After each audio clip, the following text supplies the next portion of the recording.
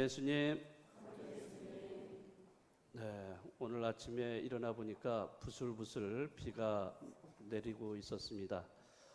지금은 좀 그친 것 같은데, 그래도 이 단비가 내린 것 같아서 참 기분이 좋은 하루가 되지 않나 생각을 합니다.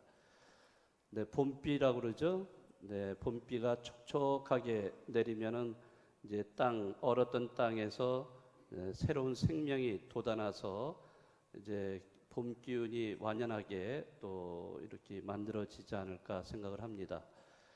네, 사순절 이때 그 죽음, 우리는 순환과 죽음을 경험하지만은 또 부활을 통해서 새 생명을 또 체험하게 되는 그런 때라고 할 수 있죠. 그래서 저는 비가 오는 게 참 좋다라고 이렇게 생각을 하고 있는데, 또 다른 한편에서 생각을 해보니까 오늘 날씨가 참 좋으면은 밖에 나가서 놀아야 되는데 놀지 못하고 그렇게 돼서 혹시라도 또 실망하신 분들이 있지 않을까. 네, 그렇지만은 또 여러분들이 이렇게 미사에 나오셨으니까 또 하느님께서 다 여러분들에게 보상을 다 해주실 겁니다. 여러분들 믿죠? 네, 그래요. 오늘 이 미사를 통해서 여러분들이 많은 복을 받으시고 또 오늘 이 복음 말씀을 통해서도 우리가 이 사순절에 어떻게 또 지내야 될 것인가 하는 것도 점검하는 그런 시간이 되셨으면 좋겠습니다. 오늘 요한복음 여러분이 들으셨습니다마는 이 복음의 내용을 보면 예수님께서 예루살렘 성전에 들어가셔서 어마어마한 그런 일을 벌이셨습니다. 이것은 생각할 수 없는 일이에요. 상상할 수 없는 일을 예수님께서 이 성전에서 벌이셨던 것. 바로 그것이 예루살렘 성전 정화 사건입니다. 자, 이러한 그 정화 사건을 벌인 그 배경에는 바로 그 당대 믿음이 강하다고 그렇게 자부하던 사람들, 종교 지도자들이 너무 타락했기 때문입니다. 부패하고 타락했기 때문에 예수님께서는 이 성전을 정화하실 수밖에 없었습니다. 이 믿음이 깊었다고 하는 사람들, 이 종교 지도자들은 종교의 형식은 잘 지켰지만은 하느님을 예루살렘 성전에 가두어 버리는 그런 어리석음을 저질렀기 때문입니다. 하느님을 성전에서 가두어 버린다. 여러분들 이게 이렇게 생각할 수 있을까요? 하느님은 어느 성전에 이렇게 갇혀 계신 분으로 우리가 생각할 수 있을까? 자, 그분이 도대체 어디에 계실까? 어디에서 우리는 그분을 만날 수 있고 또 그분과 대화하고 그분의 은총을 받을 수 있을까? 여러분들은 신앙생활하면서 이런 거 많이 궁금해하시고 또 이런 거를 또 체험해 볼 기회도 많이 가지셨을 거라고 생각합니다.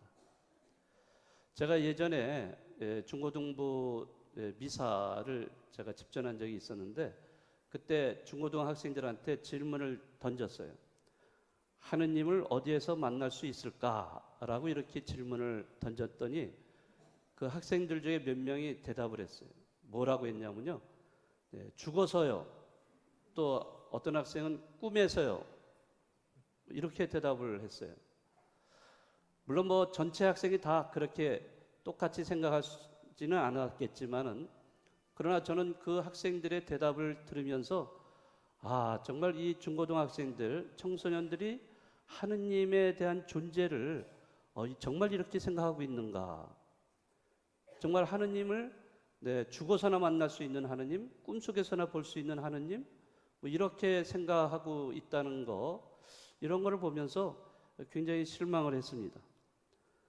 우리가 살아있는 동안 하느님을 그럼 만날 수 없다는 그런 생각을 학생들이 갖고 있다는 거예요.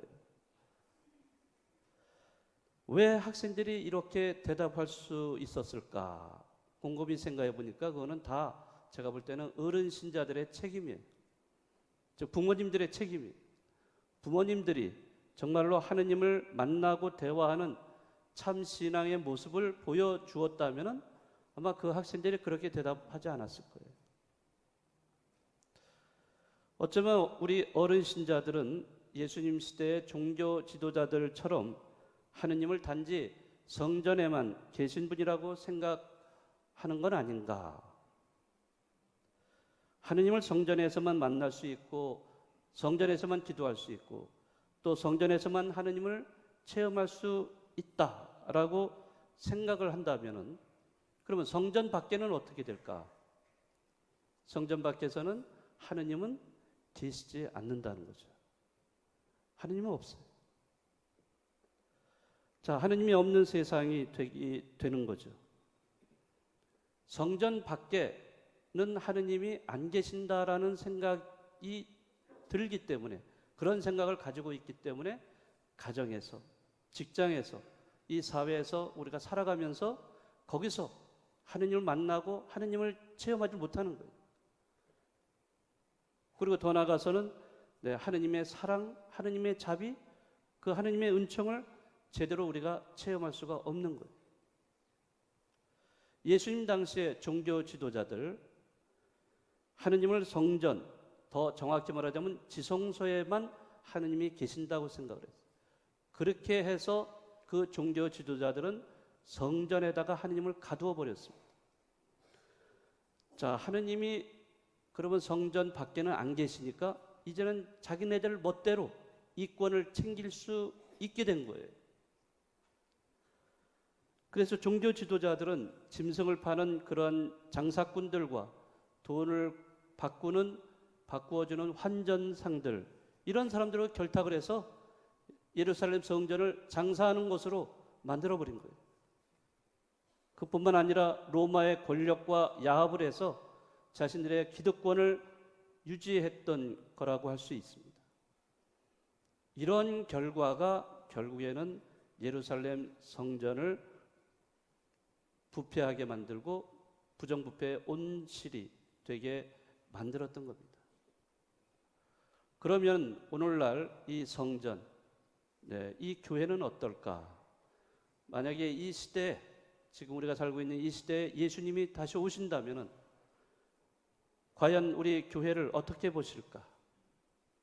어쩌면 제2의 성전 정화 사건이 일어나지 않는다고 보장할 수 있을까? 이런 생각을 해봅니다. 예수님은 오늘 복음을 가만히 묵상해 보면은 이제 성전의 개념을 변화시켰어요. 전환시킵니다. 어떻게? 구약에서는 성전이라고 하면은 이 건물로서의 성전만을 생각했어요.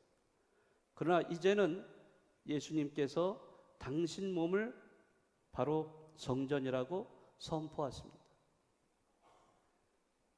이 성전은 당신의 죽음과 부활로 이루어진 그리스도의 몸이라는 거예요. 이제 이 성전의 개념이 이렇게 변화됐어요. 외적인 모습의 성전 건물의 개념이 이제는 예수님께서 당신 몸이라고 이렇게 선포하시면서 내적으로 이렇게 변화를 시켜주셨어요.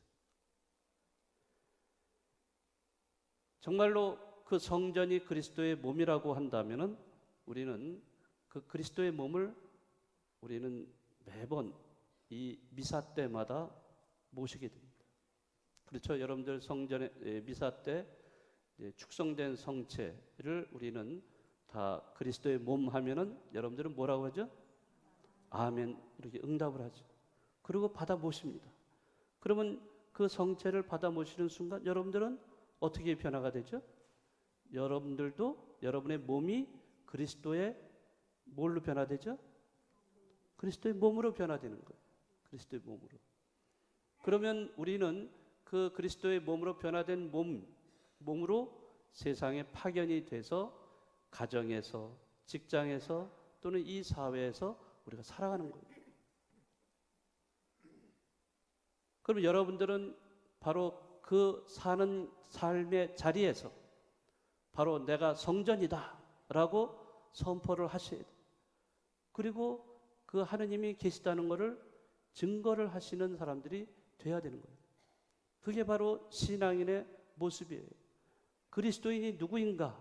라고 질문을 한다면 그리스도인은 내 몸 안에 있는 성전에 계신 그 하느님을 증거하는 사람이다 라고 얘기할 수 있어야 됩니다. 우리가 사순절을 보내면서 우리 자신들은 걸어다니는 성전이라는 사실을 분명히 인식을 해야 돼요. 그렇다면 이 사순절에 내 몸이 성전이라면 과연 내 성전은 깨끗한가? 다시 한번 생각을 해보셔야 됩니다. 내 성전이, 내 몸 안에 있는 성전이 이기심과 교만으로 또는 탐욕과 위선으로 가득 차 있다면 어떻게 하겠어요? 정화를 하셔야 돼요. 깨끗하게 만드셔야 됩니다. 바로 이 사순절에 우리가 해야 될 일은 바로 그겁니다. 그래서 정화할 수 있는 그런 도구들을 여러분들은 잘 알고 계세요. 뭐가 있죠? 여러분들 표 받으셨죠? 무슨 표 받으셨어요? 판공성사표 받으셨죠? 뭘 하셔야 돼요? 판공성사 받으시고 또 사순특강이 있죠? 또 매주 금요일마다 뭐 있죠? 네, 십자가에 있고 또 우리 여성들, 남성들 다 피정이 있어요. 자, 이러한 것들을 여러분들이 실천하면서 여러분들의 마음속의 성전을 깨끗하게 정화하는 작업을 하셔야 돼요. 그게 바로 이 사순절에 여러분들이 해야 될 일입니다. 네, 오늘 예수님의 성전 정화 사건을 잘 묵상하면서 내 몸, 내 마음이 성전이라는 사실, 하느님이 내 안에 거하실 수 있도록 내 마음속에 더러움이 있다면 다 깨끗하게 이것을 씻어서 정화해서 정말 그분을 모시고 살아가는 그런 신앙이 될 수 있도록 이 사순절 여러분들이 남아있는 기간 잘 보내셨으면 좋겠습니다. 잠시 묵상하시겠습니다.